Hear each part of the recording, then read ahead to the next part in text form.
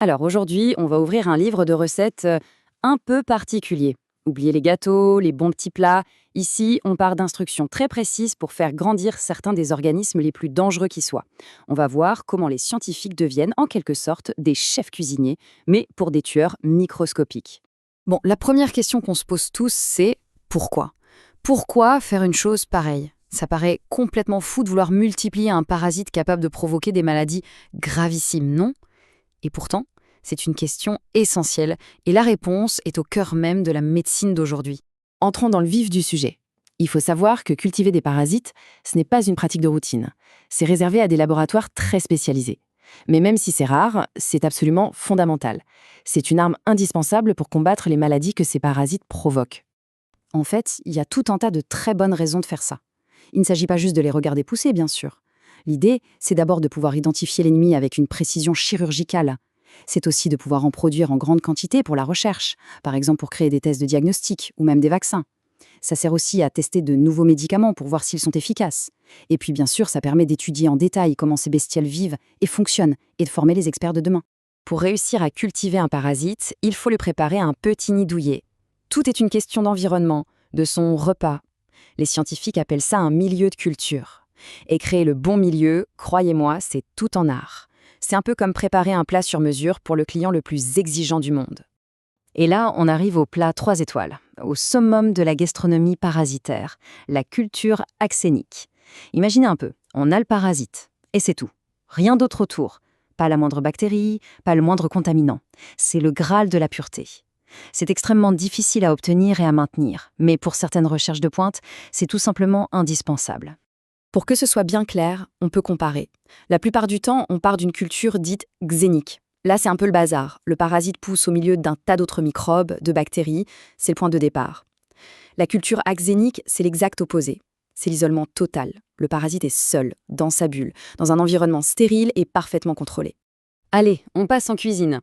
Pour notre première recette, on va s'occuper des amibes intestinales. Et pour ça, on va utiliser une méthode ultra classique, une recette qui a largement fait ses preuves, le milieu de Dobell et Laidlaw. Accrochez-vous, ça date de 1925. Ça a presque 100 ans. C'est fou, non? La force de cette recette centenaire, c'est qu'elle repose sur 3 piliers. D'abord, il faut une base solide et nutritive.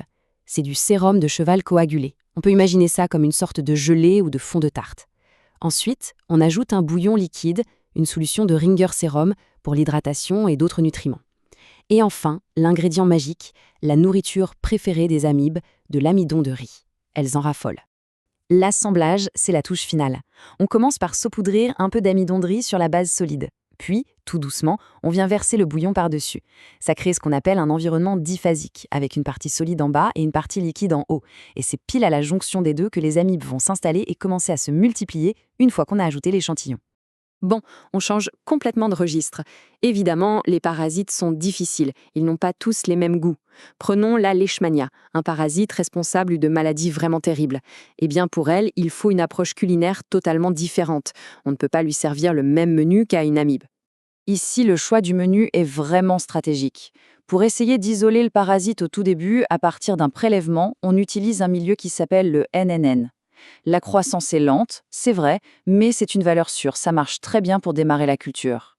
Une fois que c'est parti, là on peut transférer la culture sur des milieux qui sont de véritables boosters, comme le Brain Heart Infusion ou le RPMI 1640. C'est un peu comme passer de la cuisine traditionnelle au fast-food, ça va beaucoup, beaucoup plus vite. Mais le gros problème, c'est le temps. Pour obtenir un résultat définitif, il faut parfois attendre entre 15 et 30 jours. C'est une éternité pour un médecin et pour la personne qui attend un diagnostic pour pouvoir enfin commencer un traitement. Dans ce type de laboratoire, la patience, c'est vraiment la qualité numéro 1. On termine avec une dernière technique qui n'a rien à voir. Cette fois, on ne cuisine pas, on tend un piège. C'est une méthode qu'on utilise pour cultiver des larves de vers, comme le strongyloïde. L'astuce, c'est d'utiliser leur propre comportement pour les capturer, c'est très malin. L'idée est juste brillante. Il y a 2 grandes approches. La première, on sait que les larves cherchent à fuir les selles. Du coup, on dépose l'échantillon sur du papier filtre, juste au-dessus d'un récipient d'eau. Les larves, en essayant de s'échapper, se déplacent, arrivent au bord du papier et, hop, elles tombent dans l'eau. Piégie. L'autre méthode est encore plus visuelle, on dépose l'échantillon au centre d'une plaque de gélose. Et on peut observer à la loupe les traces, les petits sillons que les larves laissent en se déplaçant. on les prend la main dans le sac en quelque sorte. Au final, ce qu'on a vu, c'est bien plus qu'une simple technique de laboratoire. C'est un véritable artisanat, un savoir-faire qui, on l'a vu, ressemble presque à un art culinaire. Et cet art est absolument essentiel pour la santé publique. Du diagnostic qui peut sauver une vie à la recherche qui va développer les médicaments de demain, bien souvent, tout commence avec ces recettes préparées avec soin et beaucoup de patience. Et tout ça nous amène à une dernière question, une question qui regarde vers l'avenir. Aujourd'hui, on peut séquencer l'ADN d'un parasite en quelques heures à peine. Alors, est-ce que ces vieilles recettes de culture, parfois lentes et compliquées, ont encore vraiment leur place? Est-ce que cet art de la cuisine parasitaire est destiné à disparaître? La réponse est loin d'être simple. Merci beaucoup d'avoir suivi cette analyse.